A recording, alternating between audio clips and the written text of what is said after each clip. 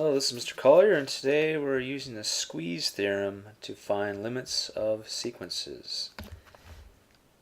So, basically if you have a sequence that is always between two other sequences, and those two sequences converge to a limit, okay, usually this limit will be 0, then the middle sequence, the sequence in between, also converges to that same limit. So that's basically what the Squeeze Theorem is telling us. Sometimes we call this the Sandwich Theorem. And let's look at a couple of examples. So in the first one, this is the sequence 1 over 2 to the power of n. It obviously looks like it goes to 0 because the denominator tends to infinity. But we can show that with the Squeeze Theorem.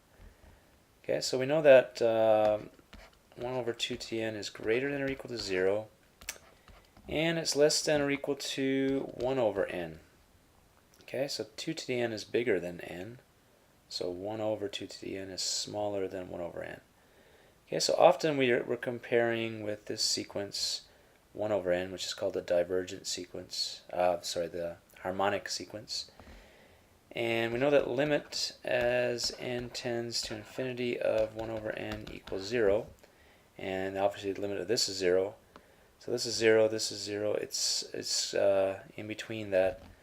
So the limit of, as n tends to infinity, of 1 over 2 to the n equals 0 by the Squeeze Theorem.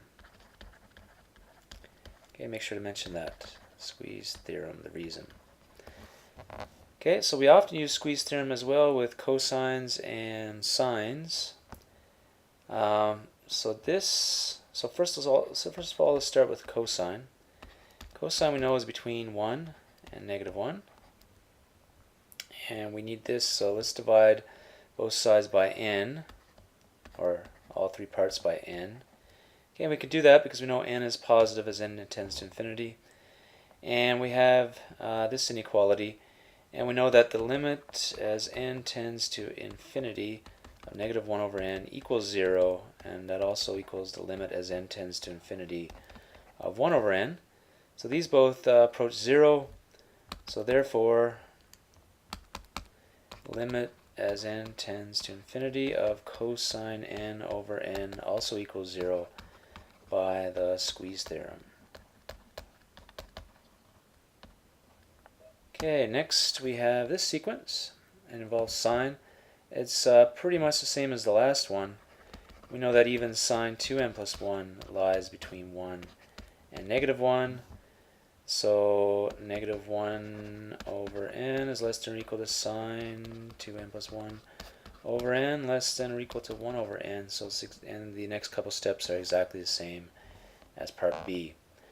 For this one, we start with sine 3n is between 1 and negative 1. And multiply everything by negative 1, we also get that sine 3n is, negative sine 3n is less than or equal to 1. And we can add on this part, okay, so to each part. So we have 5n squared minus 1 is less than or equal to 5n squared minus sine 3n is less than or equal to 5n squared plus 1. And this quantity here in the denominator, that's positive, so let's divide everything by that.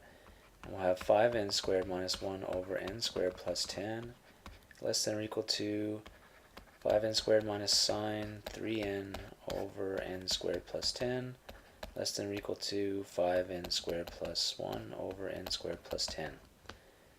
Okay, notice that the limits of this and this will be the same. Let's check that out. Limit as n tends to infinity of 5n squared minus 1 over n squared plus 10 equals 5, and that equals the limit as n tends to infinity of 5n squared plus 1 over n squared plus 10. So therefore, the limit as n tends to infinity of 5n squared minus sine 3n over n squared plus 10 equals 0 by the Squeeze Theorem. Okay, the next example, a little bit more complicated, but we have sine n plus cosine cubed n. Now, this definitely has to be between 2 and negative 2. Okay, the maximum of this is 1. The maximum of this is 1, so it's got to be between 2 and negative 2. And we can multiply everything by n squared because it's positive, n squared, so 2n squared less than or equal to n squared times sine n plus cosine cubed n less than or equal to 2n squared. And this will all be positive as n approaches infinity, so we can divide by that. So we divide by all that, n squared plus 1 times n minus 3 over n squared plus 1 times n minus 3 over n squared plus 1 times n minus 3. Okay, so we've got what we want, and these two actually approach 0 as n tends to infinity. We can show that by showing like this is negative 2n squared over, and expanding this, we'll get a n cubed minus 3n squared plus n minus 3. Okay, so the limit as n tends to infinity of that equals, we can, perhaps we can, oh yeah, let's just divide by, or multiply the numerator down to 1 over n cubed. And we get negative 2 over n over 1 minus 3 over n plus 1 over n squared minus 3 over n cubed, which equals 0 over 1, which equals 0. Okay, and the same thing works with positive 2n squared, of course. So we can say since limit as n tends to infinity of negative 2n squared over n squared plus 1 n times 3 equals 0 equals the limit as n tends to infinity of 2n squared over n squared plus 1 times n minus 3, then limit as n tends to infinity of n squared times sine n plus cosine cubed n over n squared plus 1 times n minus 3 equals 0 by the Squeeze theorem. Okay, let's look at the next example. This is an alternating sequence because it's going to be positive, negative, positive, negative. First 6 terms, okay, n equals 1, we get 1. N equals 2, we get, actually n equals 1, we get negative 1. N equals 2, we get 1/2. Then we get negative 1/6. Then we get positive 1 over 24. Negative 1 over 120 and 1 over 720. Okay, it looks like these terms are approaching 0. And we can use the Squeeze theorem to show that. Negative 1 to the power of n over n factorial is less than or equal to 1 over n factorial. And greater than or equal to negative 1 over n factorial, right? And you can even say that negative 1 to the power of n over n factorial is less than or equal to 1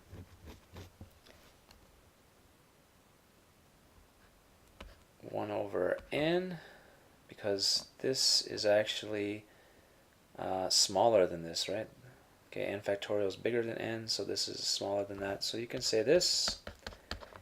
Okay, and we know that since limit as n tends to infinity of negative 1 over n equals 0 equals limit as n tends to infinity of 1 over n, then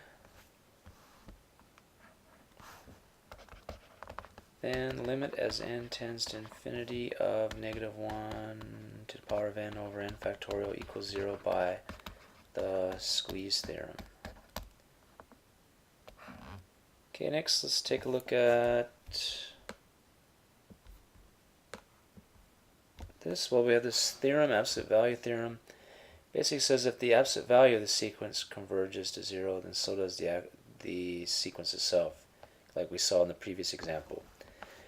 So here we have limit of, as n tends to infinity, of negative 1 to the power of n over 2n minus 1 equals the limit as n tends to infinity of 1 over 2n minus 1 by the absolute value theorem.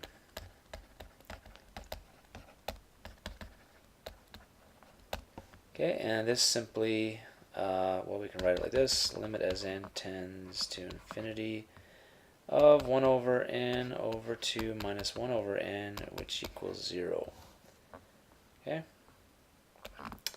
And our last example, show that the sequence converges to 0. So it will converge to 0 if we can we know that n to the power of n is bigger than n factorial, and we can show it. We can show it this way with the squeeze theorem. We know that 0 is definitely less than or equal to this. And we can just write out what this means, the expansion of that. So this is like n times n minus 1 times n minus 2 times dot dot dot all the way down to 3 times 2 times 1. And the denominator is going to be n times n times n times dot dot dot n. Okay, there are n terms being multiplied in the numerator and n terms in the denominator, so there's a one-to-one correspondence there. Okay, and we know that then this is going to be less than. All right, so less than, I'm just going to write the same thing here, and this is n minus 1 over n. That's less than n over n. And n minus 2 over n, that's less than n over n. Okay, we can do that all the way down to here, and we can convert that to an n over n, and this is an n over n, and lastly a 1 over n at the end. Okay, I'm just going to write down here. Alright, so we changed them all to n over n, and except for the last one, which is 1 over n. Okay, and so that means that we have 0 is less than or equal to n factorial over n to the power of n is less than 1. These are all 1s, right? 1 times 1 times 1 times 1 times 1 over n. Okay, so, and we know that the limit as n tends to infinity of 1 over n equals 0. Therefore, limit as n tends to infinity of n factorial over n to the power of n also equals 0 by the squeeze theorem.